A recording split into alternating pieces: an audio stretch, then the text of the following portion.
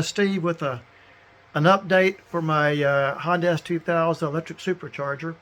I spent the last couple of weeks fighting issues with the speed controller. The thing has been just suddenly shutting down. There's two issues. The first is this is a VESC speed controller, which uses FOC motor control, or like sine wave motor control, which I hear is better. But it's got some pretty complicated feedback loops inside it to keep that thing stable. And pretty much everybody that goes with these larger motors struggles some. But I think I have finally got it. The guys at Trampa, who makes the speed controller, I've talked to them a couple times, and they've been very supportive and helped me work through it. And we've got the thing stable now. Then there was that final problem with it where it would just run steady and then just shut down due to an overcurrent fault. And it was the weirdest thing. The current waveforms, the speed controller will report your waveforms, actually shows your graphs, and you can show them at the time it shuts down. The current's going along beautiful. And then just out of nowhere, from 150 amps sine waves, 300 and something amp spike, and it just shuts down. And that's been driving me crazy. And I found the problem, and I'm a little embarrassed to tell you, seeing how I was an electrical engineer for 40 years and did a lot of this kind of stuff. But I did a rookie mistake. This aluminum box, it turns out, was not grounded. I mean, I can't believe I didn't do that. But so then I went and added a ground strap, tying the box to the negative of the speed controller, and voila. With the tripping out went away.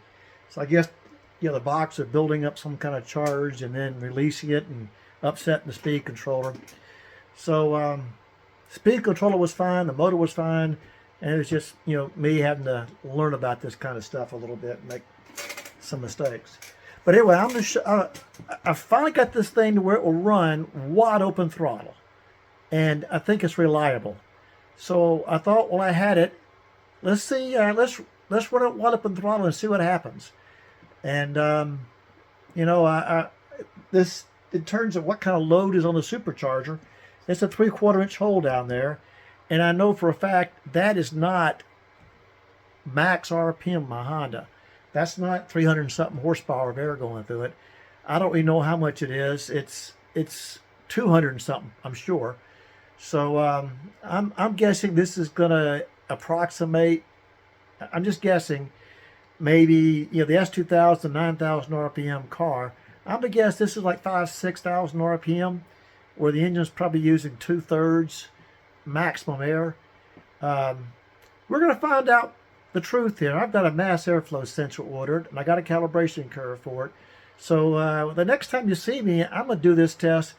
I'm actually going to measure the airflow, so we're going to know a lot better. But while I got this thing working, let's go ahead and see what it will do at 6 pounds of boost. Let's just see how long it'll run. Let's see if anything overheats.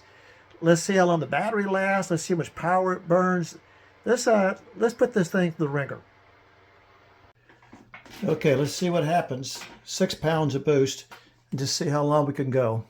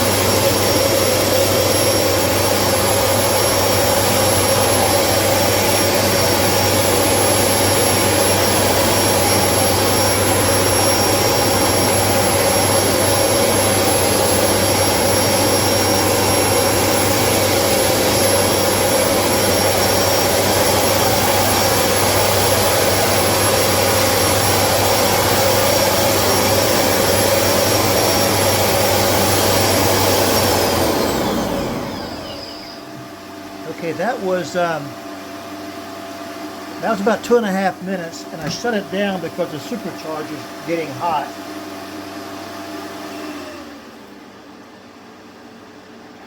It's, well, it's at 54 degrees C. Boy, it sure feels hotter than that. This says 100.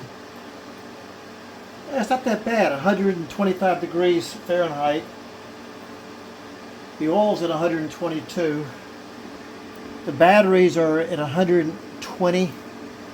The speed controller's 117.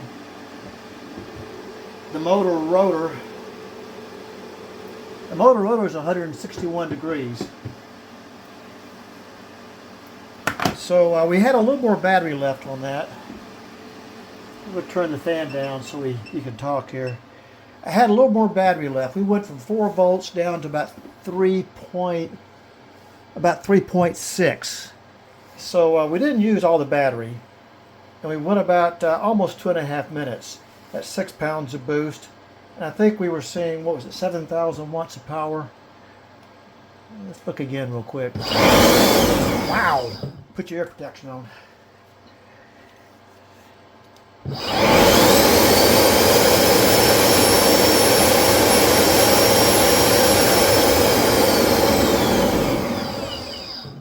Yeah, we were about 6.5 to 7 kilowatts of power, and that is not going to be 9,000 RPM. That's, I'm guessing, 5,000 or 6,000 RPM, but that's pretty good.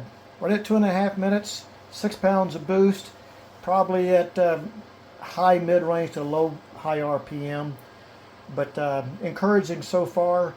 We used less than half the battery, I think. Here it said, well, here it says we used 3.6 amp hours of battery. These are 5.3 amp hour batteries. So 3.6 out of 5.3 got us almost 2.5 minutes at 6 pounds of boost. So pretty good so far. Everything is starting to come together and work pretty well. Now that test is over, a couple final thoughts. It did 2 minutes, not 2.5 minutes, wide open throttle. It seemed like a long time sitting there running it for 2 minutes. You think about it a little bit, 2 minutes is a pretty long time at wide open throttle. I mean, how many quarter-mile runs can you do 2 minutes wide open throttle? What, 12 seconds a run? That's 5, that's 10 quarter miles we could have run right there. You know, one after another. You know, that's a fair amount. And so to me, this is going to work pretty well. The battery is going to be enough for how I'm driving this thing on the street, I think. If it's not enough, it's $300. I could buy another one and double it. And I got a battery charger over here, and that battery charger will recharge the batteries in about 45 minutes. So the test that we're going to do, we just did here, in the car, we should be able to do this over and over and over again every 45 minutes. So it's kind of like having a bottle or two of nitrous that you can put a new bottle in there every 45 minutes. So I got a better test coming. Like I said, I'm going to have a real mass airflow sensor. There's a lot of details before I put this on the car. I'm going to try to get it pretty good. Thanks for watching. See you next time.